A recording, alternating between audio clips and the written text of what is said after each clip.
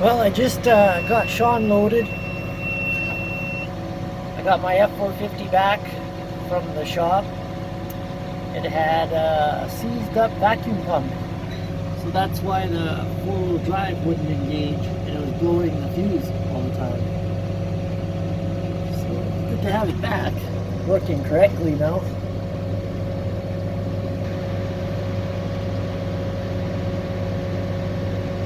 I thought maybe Sean would just turn around here, but it's going way over there.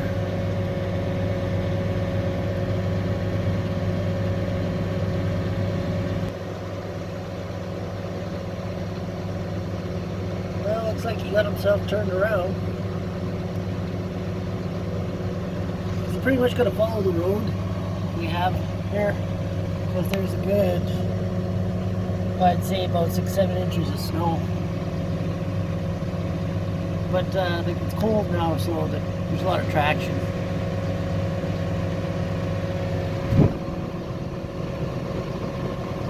There he goes.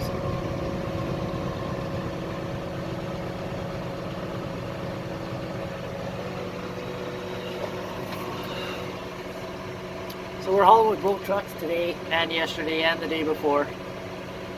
There was 200 some bales on this quarter.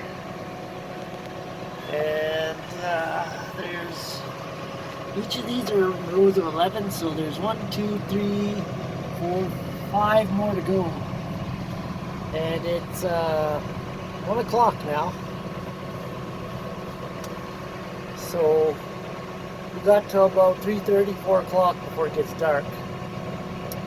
So I'm just gonna have my lunch now, wait for the other truck to come back. I think my dad's gonna haul tomorrow with the big highboy and the big Stagger 9270. He's gonna come and get a load or two. Plus we got 200 rolls of straw over there to haul too. Plus another 240 rolls of straw on another quarter and another 200 rolls of hay to haul yet. So we'll be working well into next weekend. So I'm just gonna have a bite to eat.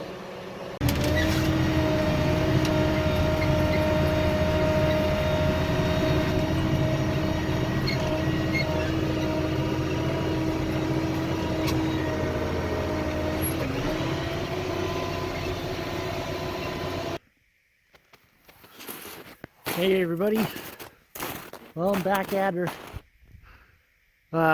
Today's like the 4th day since I made that last video. And we've got 1 load, 2, 3, 4, 5, 6 more loads of hay out of here, and then there's straw on that part of the field. And we've got quite a few loads of straw to do too. So yeah, I've just been leaving the bales up as long as I can so they can melt, and they melted really good. It was minus 20 this morning. It's a lot warmer now. I think it's like minus 12. And with this sun out, it's nice. Look, I don't even have a jacket on. But you put your hand on the bales and they're just warm. So most of this ice melted off. That's like nothing already, and the hay's dried out. So this makes the twines come off 10 times easier. The only place it's froze is down there where the snow fell, and it can't get any sun there, so that's not a big problem. So anyway, I thought I'd leave these bales up as long as I could before we loaded them.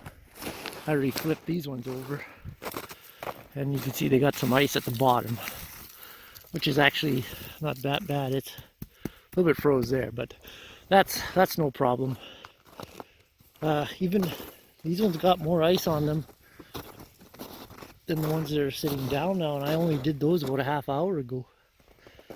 So that's yeah, because I remember seeing this bale had a bunch of ice on this side and snow, and it's pretty much all gone now. Yeah, pretty warm. Anyway, I had a few people asking me about the 2096, if they were a reliable tractor or not, and I say absolutely they are.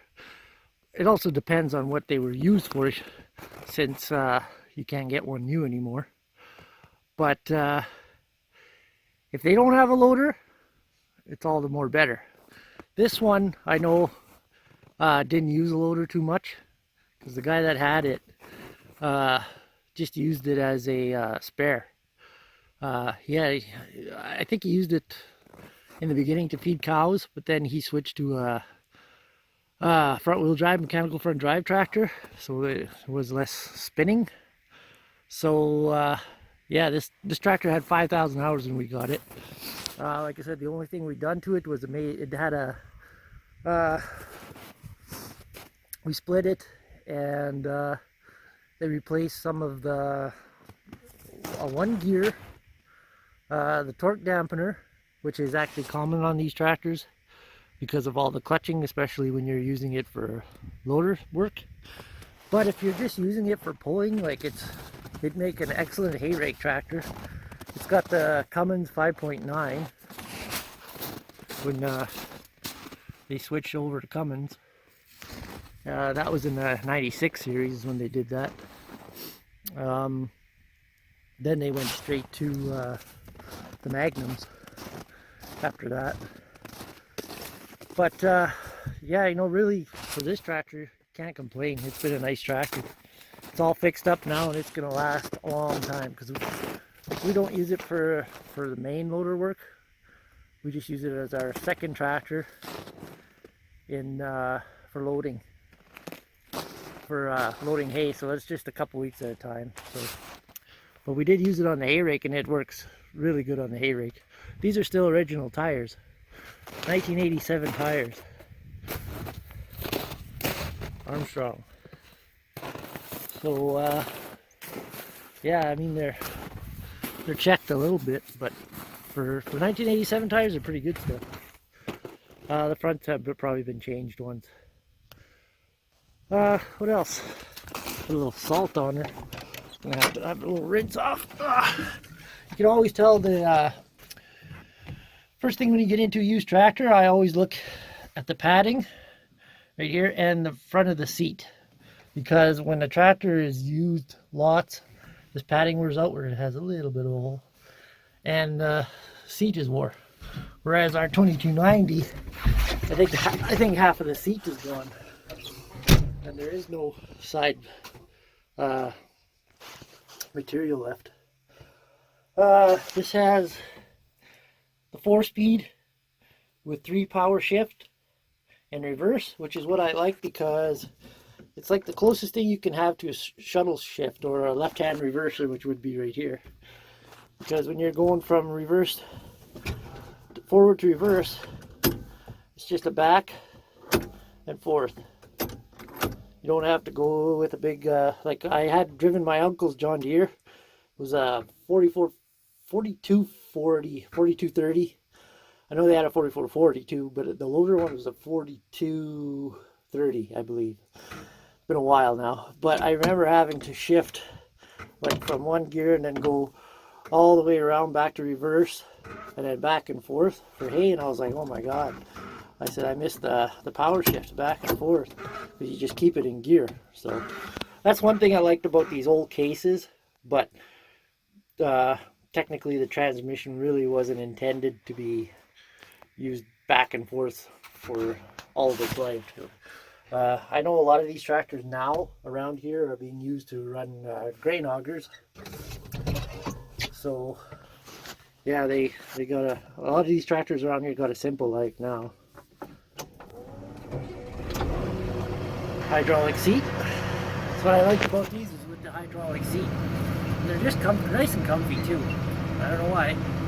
Old Smoky has the same hydraulic seat, and it's pretty comfortable too. It's actually a lot more comfortable than the Staggers, I think. The way the seats are designed too. But this is Case's digital dashboard. Case actually took this along and put it in the Magnums. So that was, I think in the Magnum, that was probably the only Case engineering. The rest I think was international, because the early Magnums had like, if you actually look on an early Magnum, on the transmission you can see an international stamp on it, because I think International was just about to let out that tractor until Case bought them out. So case just was like licking their chops, and we're pretty happy to slap their name on that tractor. But anyway, yeah. If any of you saw my water light come on the other day,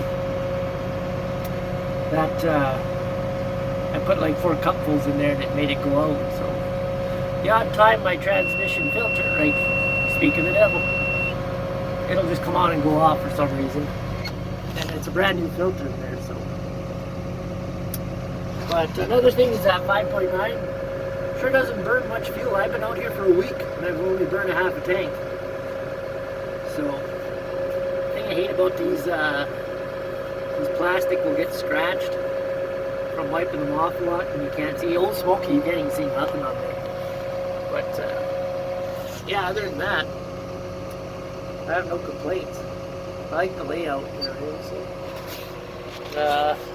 the only other thing is my radio's dead.